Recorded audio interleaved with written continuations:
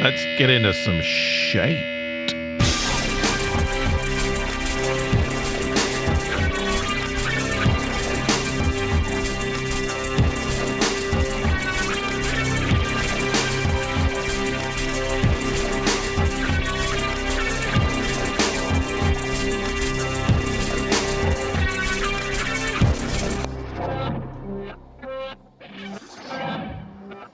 Howdy, folks. Welcome to the Out of Tune Podcast. How are you doing out there on this, I guess, close to, isn't it the last week of summer? I believe fall starts next week. I couldn't be happier about it. Today is Friday the 13th. Are you a superstitious person? I'm not. But, you know, if you have anything like that, it's kind of a good excuse. If something bad happens, then you can just say, oh, it's because it's Friday the 13th. It's always nice to have that little, it's kind of a emergency lever that you can pull on things and blame it. I'd love to have something else that I can blame things on. It's really awesome when you think about it. I do want to mention this really quick. So this is kind of a topic that, I don't know, maybe I shouldn't get into it immediately, but it's in my head. And if I don't get it out, it's the way my head works. If I don't get it out, it'll never come out. I'll forget about it. What I'm learning is I don't really, well, sometimes I write down, like I do have a list here in front of me of like some topics that I want to talk about today. Just over time and just like kind of think, I want to mention that. So I'll write it down. I just kind of do an outline. And what I've learned is that if I just write one word down, I don't know what the hell I'm talking about. I'll look at it and go, what is that for? So I don't know what some of my topics are actually supposed to be for. So, and that doesn't do me any good. So I just have to toss them out. I can't talk about that today because I don't know what was going on in my head that made me go, oh yeah, I need to talk about that. And usually it's a generic thing. Like I might just have sandwiches. Okay. Well, what about sandwiches that I want to talk about? Why didn't I fill in a little more information? Because I have to treat myself like I'm a totally different person than who I am. Okay, here's what I want to say. Before I came in to do the show, I was just scanning the tube. So here's what I do. I do work. I do a lot of work from home and artwork, things like that. So while I was doing work, I like to just put something on the television. Not always, but sometimes. Something that's just kind of entertaining, like if I want to look up and see something, I can, but I don't want anything I'm going to get invested in, right? So a lot of times, like Dateline, that's like that's my go-to, Dateline. But I get so tired of murder. I watch a lot of murder in my house. Is that awful? I get tired, and I'm like, oh, I've seen this murder 10 times already. And Dateline, I know all of the stories mostly, but sometimes that's good because I don't have to pay attention, unless it's unless it's a murder I really like. But yeah, so a lot of times, and documentaries are great for that. So I'll put a documentary on a lot of times. Just it'll catch me sometimes. It'll be like a really, really good documentary, and then I have to kind of quit what I'm doing to watch the documentary. Does that happen to you? Yeah. And same with the movie. And a lot of times I'll put classic movies. So I'm trying to watch a lot of old movies that are classics. A lot of times won like Academy Awards and stuff that I missed. I know about them. I know they're out there. I've seen like bits and pieces of them. But I just never got around to watching the whole thing. So I kind of feel like, you know, I have an obligation to myself to go back and watch some of those movies. And that's what I've been trying to do. So I try to catch up on them. And so like this week, what did I watch? I watched Midnight Cowboy, Dustin Hoffman, Jon Voight.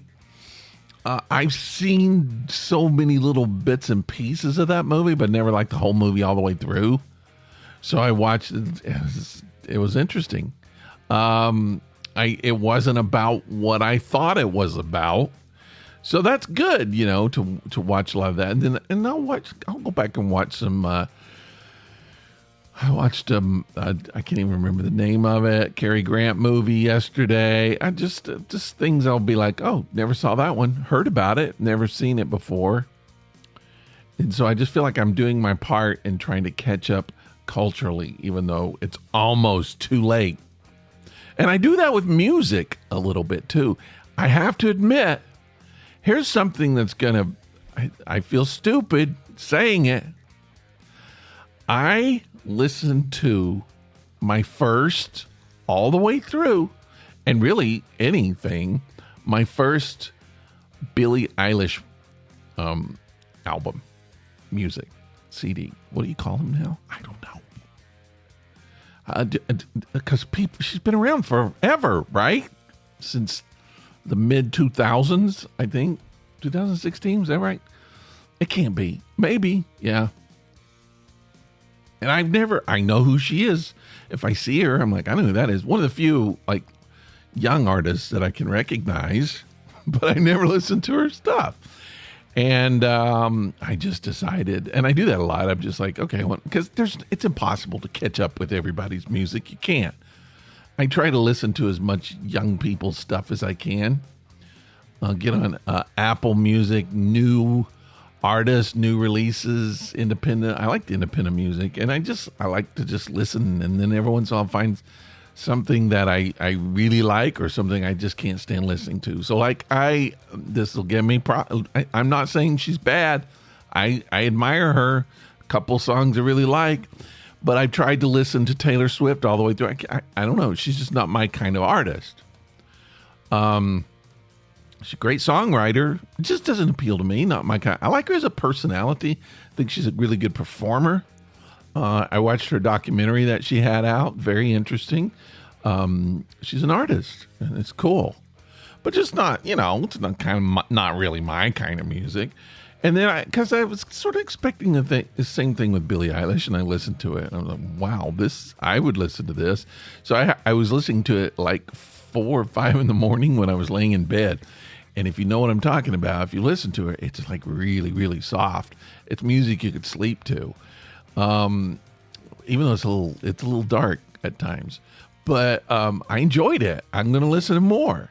So I like finding new music that I didn't know anything about. So I try to catch up. I don't know why I'm telling you this now. I forgot why I'm telling you this now. But I'm going to go back to my original thing here. Here's what I was going to ask you. So I was before I came up, I was looking at the television, and I noticed that right now on TV, I don't know what channel. Don't look. It'll be back. Cape Fear was on.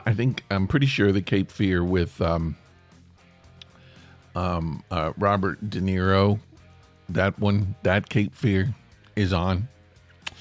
And then I noticed afterwards is The Shining. Now I started thinking, and this is interesting. So play along with me here. What movies could you not imagine, like movies starring amazing, wonderful, fantastic actors that just could not switch? And I think those are the perfect 2 examples. I can't really imagine Jack Nicholson doing Cape Fear and De Niro in The Shining. Would that work for anybody? I mean, it would totally change the tone of both movies.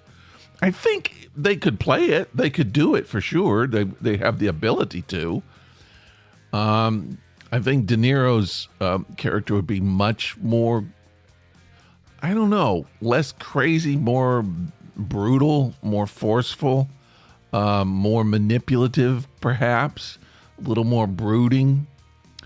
Nicholson's, I don't think Nicholson would have the brute that De Niro has in Cape Fear. He could play the psycho part of it.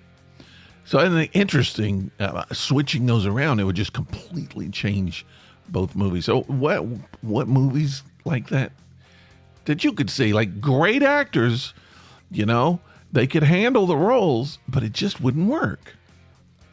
It just goes to show you that how important casting is in our world.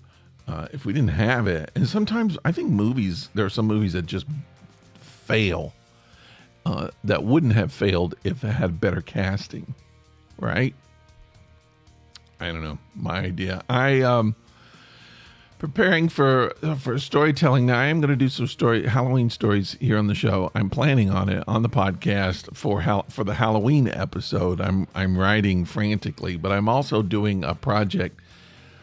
Last year, you might remember, I did a storytelling event at Stone Mountain Park here, right outside of Atlanta. And by the way, if you're in the area, it's the weekends. I think Fridays and Saturdays in October. The second, third, and is that right? Fourth? It's 3. So I don't know, because it doesn't happen the first. There must be 5 weekends, right? No, because Halloween is not on a weekend. So it is. It's the second, third, and fourth weekends of October. If you're in the area, if you're around here, come by. It's good. I was surprised. I did it last year. I'd never even been, and I went, and I was like, oh, wow, this is kind of cool. So I'll be there. I'll be telling a story. It's all Southern stories. Ghosts. They're Southern ghosts from the South. They all have accents. But it's fun. Bring the family. It's definitely family friendly. No stories are too scary. The director actually asked me to write a funny story this year, and I did. So mine is just really wacky, crazy, a lot more than scary. So, but the stories I do on the show, the podcast, doesn't even kind of be scary. And you're welcome to contribute. If you could either read or write or both. If you want to do that, I'll probably do it the week of Halloween. So get to writing if you want to do it. All right. So I'm preparing on that. I'm working on it. I'm reading.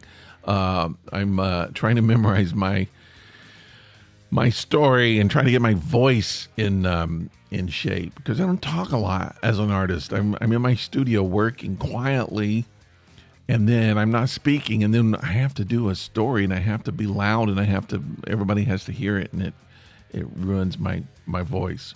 So I have to drink a lot of tea. Now, here's something I've got to tell you. I'm a tea person now. I've started this new thing where I'm really into tea, and I don't know why. I always like tea. I've always drank tea, but I'm more of a coffee person. But I kind of decided I need to lay off the coffee for a little while. I'm drinking too much coffee, so I'm backing off. And I thought, well, I'll just drink too much tea. How about that? One of the few things you could do too much of, it's not really going to kill you, right? They actually say tea can make you live longer. And they don't say that about coffee. Some people do. But tea is supposed to have all this good stuff in it that's really healthy. So I'm on my tea adventure. And I got myself some tea. I got a little tea infuser. I got a little tea kettle, electric tea kettle. That's got temperature control. I went fancy, people. I'm doing it. And so today I'm drinking jasmine green tea while I'm doing the show here. It's actually, it's gotten cold. It's really cold. And I'm not a big fan of cold jasmine tea, but here I go. I'm going to try some. I don't know if I like it. It's I told my wife it tastes like I'm licking my grandmother's neck. That's a memory. It tastes like old person's perfume is what it tastes like. It's just that floral jasmine. It's good. Green tea, cold. Some people like that. I'm not as much into the floral. I like citrus. Now, I did buy 2 really great teas that I love. One is a pumpkin, what is it? Pumpkin chai, I think. Oh, man, that's good. And then I bought a coconut almond bark, and that's really good. So those have kind of been my go-to. And I got tons of other I do like herbal teas a lot. And here's what I found out. I did some research. I've been kind of researching tea. And if you don't know anything about tea, hey, you came to the right place. I'm going to tell you about tea. All right? That's my storytelling voice. Hey, here's some tea for you. It's not really. But anyway, so tea, like every tea except herbal tea, every tea comes from the same plant. Did you know that? I didn't know that. Black tea, green tea, all of the teas, white tea, yellow tea, oolong, is that right? Oolong tea, all of that stuff comes from the same plant. Never knew that. I thought there were different. It's like I believe there are different plants for coffee, right? I don't know if it's all the same, but the tea, it's all the same. So it all starts exactly the same from the same plant. And then the rest of it depends on how it's processed. So if you're drinking green tea or if you're drinking black tea, you're drinking the same tea. It's just the green tea has not been processed to the extent that the black tea. And so there's different flavors because of that. Depending on where the tea is grown, which makes sense. It's the same with coffee. It's the same with wine, the grapes and stuff. The location, the soil, everything will affect the tea taste. So all of that stuff makes a big difference. The other thing about tea is and I don't think I really knew this from the very beginning. I mean, it makes sense. But different teas need to be steeped at different temperatures and at different time lengths. So if you're making, let's say, green tea, you want to go with the lowest water. Now, we're talking Fahrenheit here because we're in America, people.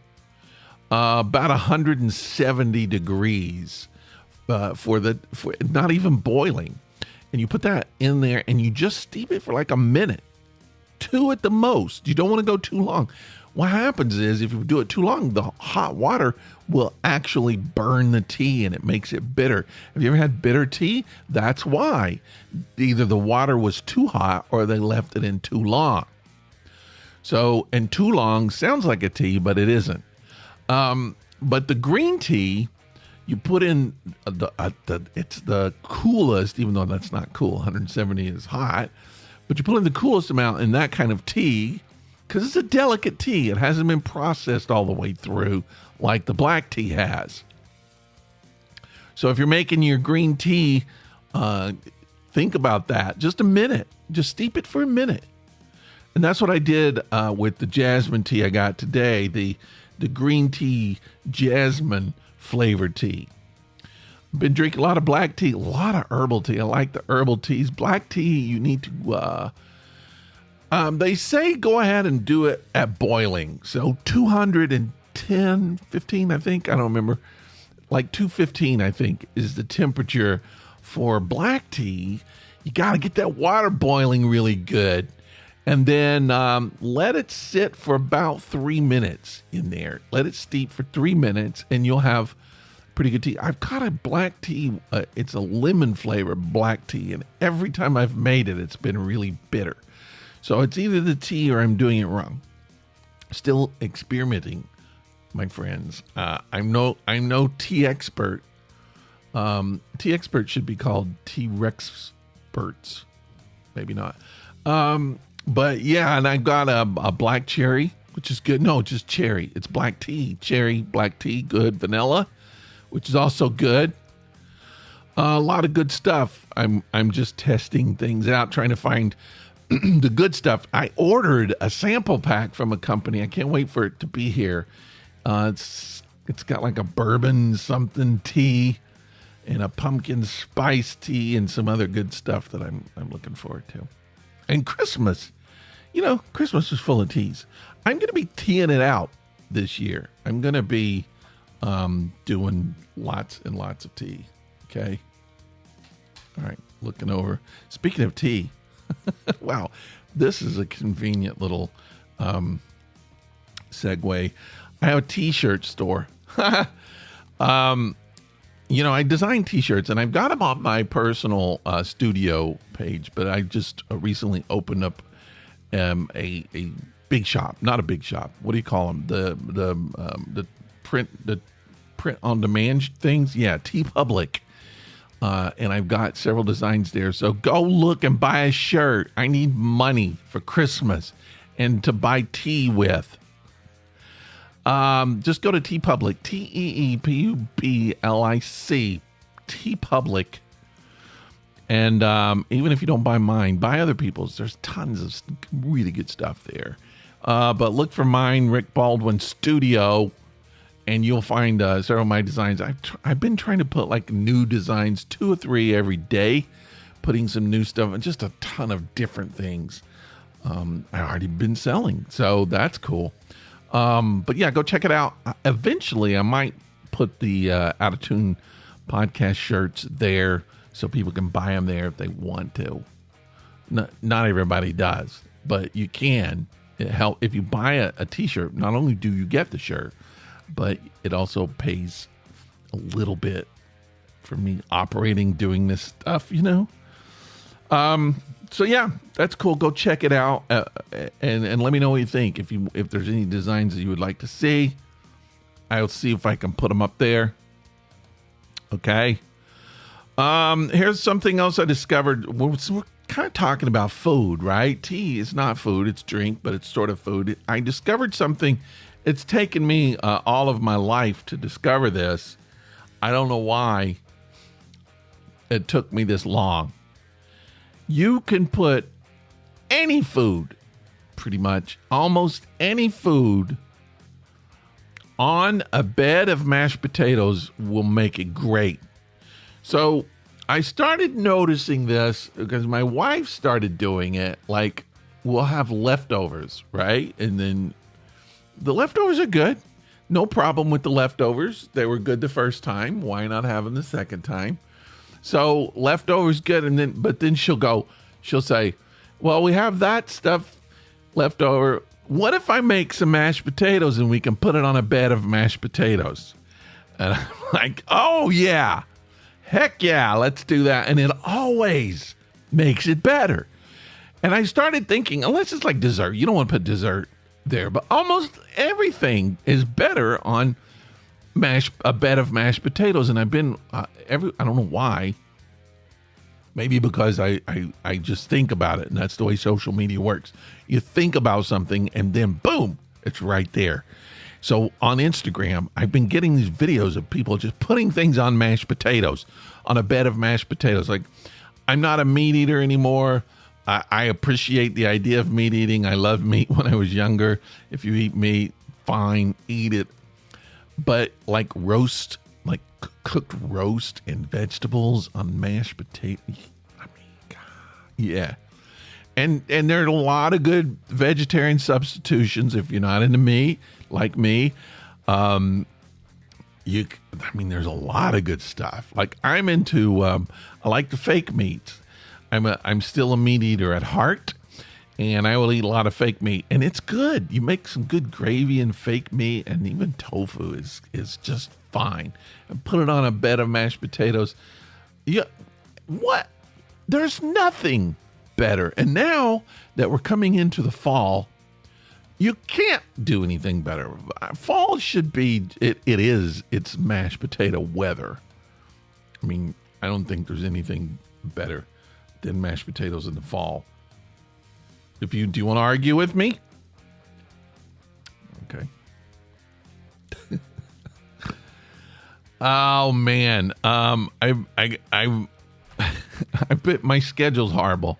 My schedule's horrible, and it's going to get more and more horrible. I'm trying to work on consistency in the podcast, and I'm getting there. This week was a rough one. But I'm working on it, and then I screw up by not even doing good notes. I don't know what these things mean. I'm gonna work them out though, so I'll have some topics next week. But I do have some I want to chat about because I was thinking about it. I was on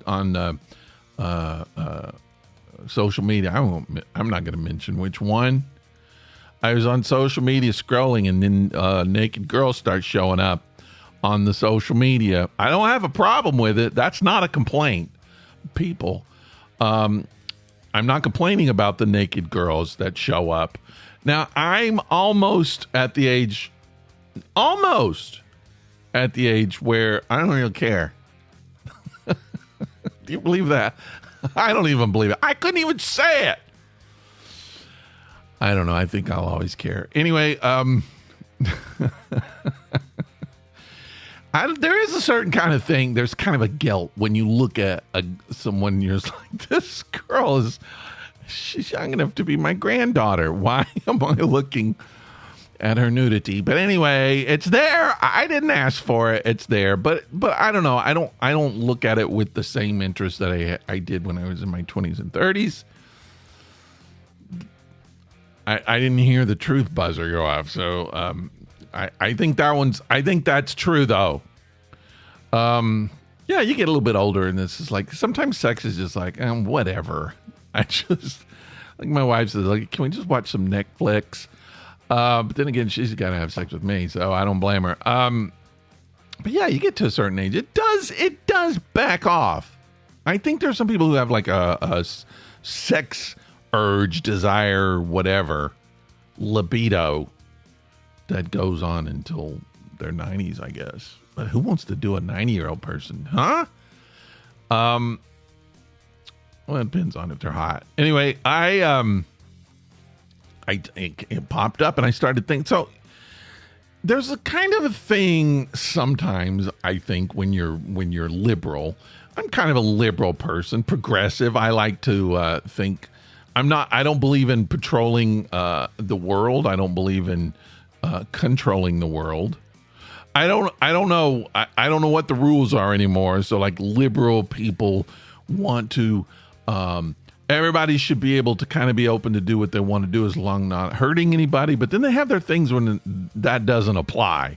And it's the same with conservatives. Conservatives, they want to kind of, they're like shepherds, Australian shepherds. They want to get you to come into a line, straight line. They don't want you to kind of go outside that line too much. Don't experiment. Don't get weird now. Don't go crazy. But then it's just like, yeah, but we don't want people telling us what to do. We don't want the government telling us. We want to make our own decisions. We want to, okay. So we're all kind of the same, right? We all kind of have our own little lines that we're fine crossing. I don't know where the nudity thing comes into play, though, because I know a lot of liberals, and I don't know, I'm not really boiling this down to conservative versus liberal things. It's just using these as an example, but a lot of liberals they're not into porn, it's and in the same way, a lot of conservatives aren't into porn. A lot of conservatives aren't into porn because some of the conservatives not into porn are concerned that God doesn't like it, even though he made it, he doesn't like it. Now, liberals don't like it because it's, according to them, it's not good. It kind of objectifies women, and I think that might be the kind of the road that I'm going to go down here right now. That particular road, because that was what I feel like when it comes up. Sometimes I'm just like, come on. I mean, it's 2024. Does everything have to be like? Everything has to be about sex, right? Why? Can we just have something that's not about sex? Do we have to put boobs on everything? Don't answer that. We might have to. I'm saying I don't think we do. There's no reason to, I don't think. But that was sort of my response when I first saw it. It's just like this initial kind of knee-jerk reaction of, oh, come on. And then I started looking, really, really close at the naked woman. No, I started noticing that she seems happy. She seemed like she was having a good time. I mean, she's showing off something she's proud of, obviously. And she's fine. I was like, and then I was just like, well, who am I to take that away from her? Why should, I mean, okay, I have some feelings about objectifying women and this shouldn't be done and this is whatever. But to enforce that or to put somebody else under that, then I become like a police officer. I'm like, in some ways, I'm like religious people that don't want you to do this. You can't do that because I don't believe that. Okay, you don't believe it, but maybe I do. So why can't these women do what they want to do if in fact they do want to? It's something that deserves conversation. I know it's had some, there's been debates about it for a long time, but it just kind of, I don't know. I think there's just a point where you just kind of have to just mind your own business. If you don't like it, scroll on, right? Just go somewhere else.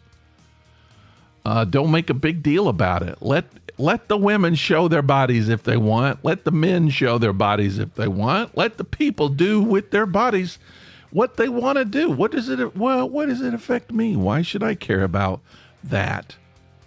Now, when it's constantly popping up here and there and over here and on the TV and that and whatever, that gets tiring. It gets boring in a way, but it is get tiring. And I'm just like, can we just back up? But it happens that way because it does create a lot of controversy and it does create a lot of dialogue and attention, and it sells things when that happens. And I think if people just ignored it, if they don't like it, just go somewhere else, scroll on, look somewhere else, do something else, change the channel, whatever, fast forward through the film. I think what you would find is it would start changing society. The things you don't like would suddenly kind of go away, not because you don't like them, but just because you're not giving them energy. You're not feeding into that and making it a force. Just back off. Let people do what they want to do. Because I think at that point, the people who want to do it would do it in the avenues where they can do it comfortably, and it's not necessarily going to be in my face. Unless I want it in my face. But yeah, I'm okay with it. I think it's okay. I like to be able to control how much I want, though, Sometimes it's just like, if I go to a social media thing, it's like, I want to see nudity. All right. I know where to go. I know which magazines to buy. Remember when you had to buy a magazine? Now you just get your phone.